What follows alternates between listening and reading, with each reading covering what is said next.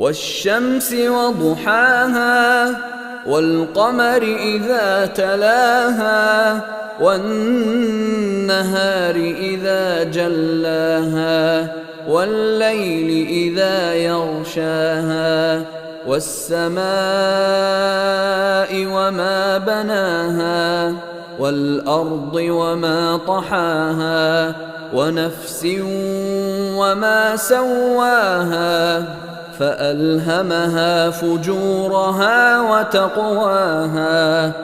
قد أفلح من زكاها وقد خاب من دساها كذبت ثمود بطغواها